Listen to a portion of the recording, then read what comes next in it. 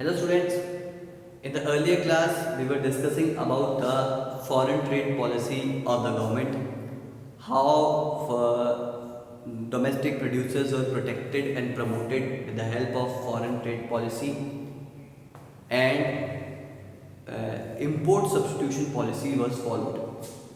That was the foreign trade policy.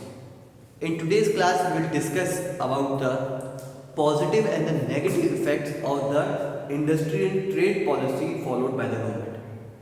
As we have seen in this chapter, government followed certain policies, certain rules to promote the industry, to encourage the industry in the country, and to promote the foreign trade also, to restrict import and to promote export. These rules, these policies government have followed. So what were the positives and the negative effects of these policies that we have to look at? So today we will discuss the critical evaluation of these trade policies, industry and trade policies. First of all, we will see the positive effects. What were the positive effects? Before these policy, that is in 1950, the contribution to GDP by the industry was very less. Contribution to GDP by the industry was almost 12%, 11.8% to be exact.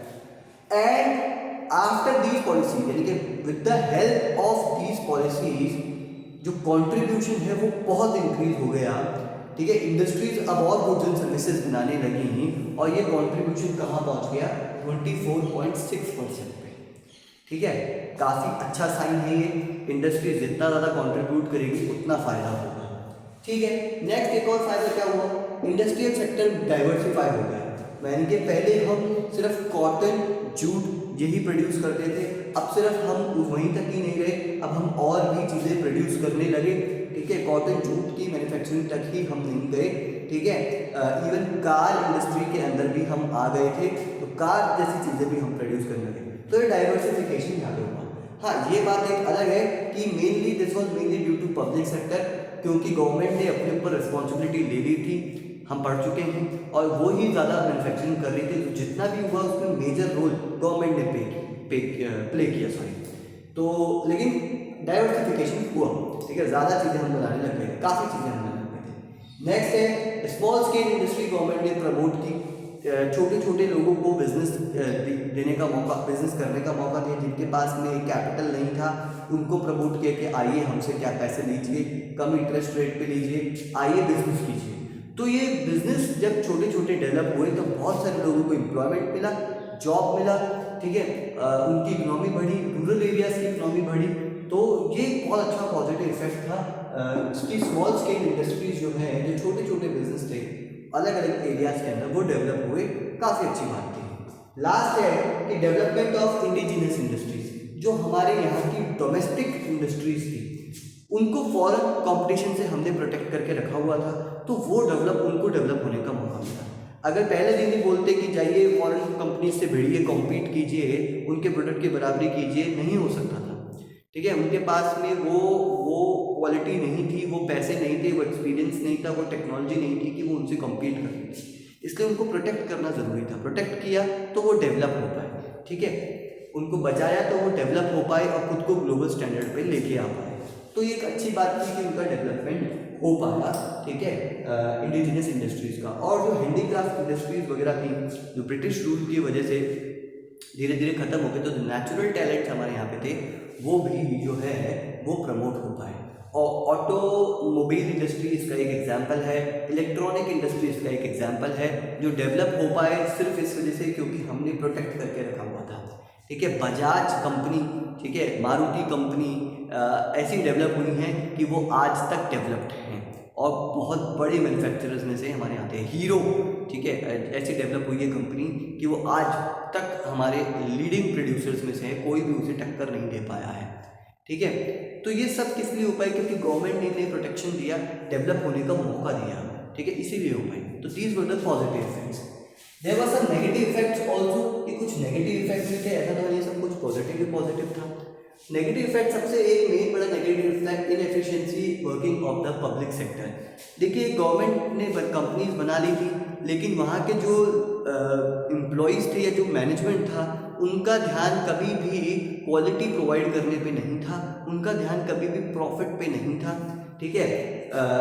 वो हमेशा ये सोच रही सरकारी काम ही ऐसे ही होगा, तो लॉस पे लॉस गवर्नमेंट को हो रहा था, ठीक है। लेकिन गवर्नमेंट लॉस बेयर करने के बाद भी उन इंडस्ट्रीज़ को बंद नहीं कर सकती थी। क्यों नहीं कर सकती थी?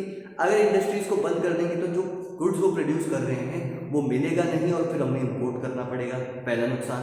अगर इंडस्ट्रीज़ को बंद कर देंगे तो वो बहुत सारे लोग जो उस कंपनी में उस इंडस्ट्री में काम कर रहे हैं उनके पास में से जॉब चली जाएगी। दूसरा नुकसान, वो अनएम्प्लॉयड हो जाएंगे। तो ये दो नुकसान थे जिसकी वजह से गवर्नमेंट को लॉस लेते हुए भी, लॉस खाते हुए भी इन इंडस्ट्रीज़ को चलाए रखना पड़ रहा था। लेकिन एम्प्लॉयज़ और वहाँ के मैनेजमेंट में ये कल्चर आ गया था कि ये ऐसे ही है, हमें यहाँ पे क्या टेंशन है, जॉब तो हमारी जाएगी नहीं, ठीक है। तो वो केयरलेसली काम कर रहे थे, पहला नुकसान है। सेकेंड है एक्सेसिव रेगुलेशन ऑफ इंडस्ट्रीज। अगर आपको याद हो तो हमने किया था कि नया बिजनेस सेटअप करने के लिए भी लाइसेंस चाहिए और एग्जिस्टिंग बिजनेस को एक्सपेंड करने के लिए लाइसेंस चाहिए। हर चीज़ में परमिट्स, लाइसेंस, परमिशन, ये बहुत ज़्यादा था, एक्सेसिव रेगुलेशन था, एक्सेसिव कंट्रोल था इंडस्ट्रीज़ के ऊपर। तो जब भी ऐसा होता है तब देखिए नया बिजनेस करने से इंसान डरता है या इतनी जल्दी मोटिवेट नहीं होता, क्योंकि उसे लगता है यार इतने सारे रूल्स एंड रेगुलेशन फॉलो करने पड़ेंगे, कोई गलती हो गई तो बहुत नुकसान हो जाएगा, पेनल्टी लग जाएगी हमारे ऊपर, एट्सेट्रा एट्सेट्रा, ठीक है। तो ये होता था। तो इसकी वजह से लाइसेंस राज का नाम दिया गया, एक टर्म दी गई कि लाइसेंस राज चलता था हमारे इकोनॉमी में। जिसके पास लाइसेंस है वो राज करता है, और लोग अलग अलग तरीके से लाइसेंस लेते थे, करप्शन से भी लाइसेंस लेते थे। तो जो अच्छे से बिजनेस करना चाहता था वो डीमोटिवेट होता था यहाँ पे, ठीक है। नेक्स्ट है no incentive to improve the quality. अब पब्लिक सेक्टर में तो था ही नहीं कोई इंसेंटिव इम्प्रूव करने का, ठीक है।